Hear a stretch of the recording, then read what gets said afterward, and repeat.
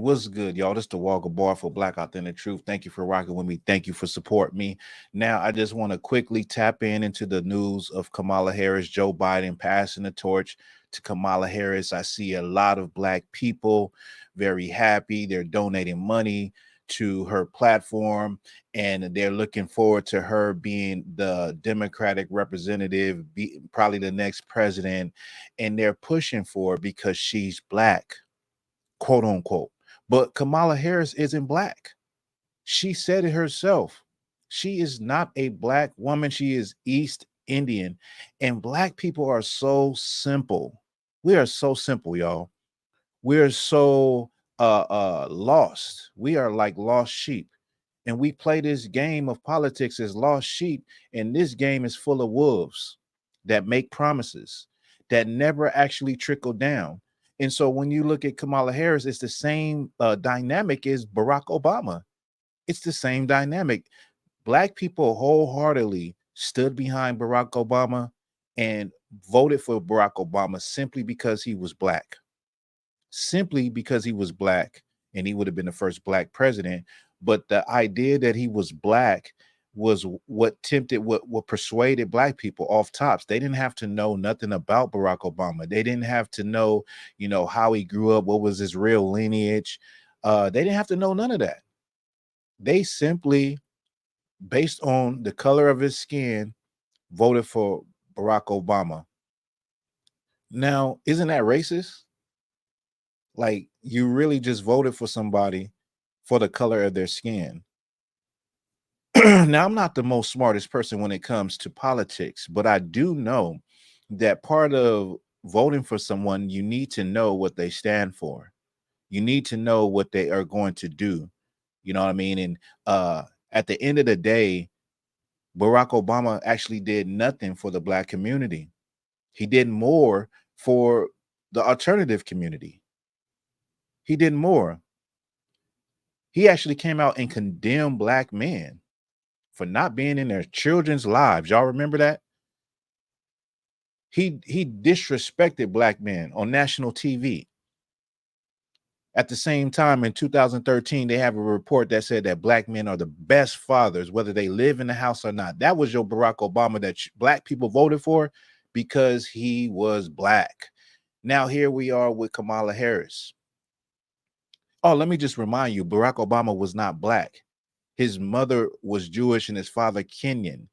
He didn't grow up. He couldn't identify with the life of the average Black person in America. His ancestors didn't come through the transatlantic slave trade.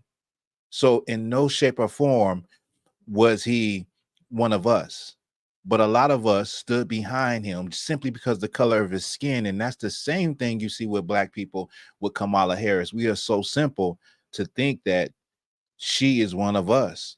When she has said it out of her own mouth, she is East Indian. That's her heritage. She is not Black. And I have to always battle this ignorance with my people, is that everybody that is dark skinned is not the same. Just because you come from the same continent as another dark skinned race doesn't mean you're the same. It doesn't mean everybody on Africa is not the same. In fact, the people that sold the slaves to the Europeans, those Africans were ethnically and culturally different from the people that they sold. They were not brothers. They were not the same, is what I'm trying to make you understand. Anybody with dark skin doesn't mean that you're the same, but we get caught up in this loop of understanding that we're all the same. It doesn't matter who, and listen, let me just sidebar for a minute.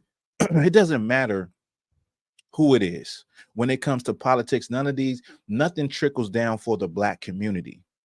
Nothing will ever trickle down for the Black community. How can I say that? How can I make such a comment? Because I'm just looking at history. Now, you may feel that as an individual, some things you have benefited from through, laws and policies and all that have been passed, maybe loan forgiveness or something like that.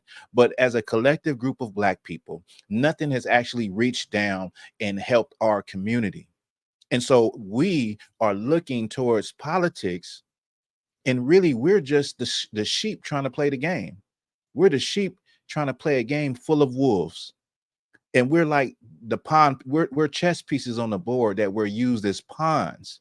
So they'll send rappers and they'll send celebrities for these politicians to get our vote, to make us believe, to make us, just to get that, to cast that vote and give all of those promises, but nothing actually ever happens.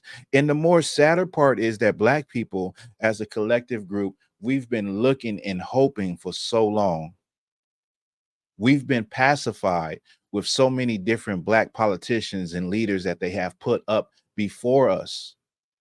And we just been hoping and hoping and being pacified with that plantation nipple in our mouth and just being pacified. The minute we cry out, the minute we protest, the minute we say we need this, we need that, they'll sprinkle something down on you. They'll rain down a little bit of sprinkle here on you and let you forget about all of your woes and your problems and how your community has been virtually the same since the 80s. So as far as me, I'm not the smartest person when it comes to the politics, but voting ain't the answer. It is not the answer. If you're hoping for Kamala Harris, if you was hoping for Barack Obama, or if you're hoping for Trump, it don't matter. They're just to me, they're just two sides of the same coin. That's it. But if you're hoping for that and your vote is in that to help and fix the Black community, you might as well be voting for white Jesus.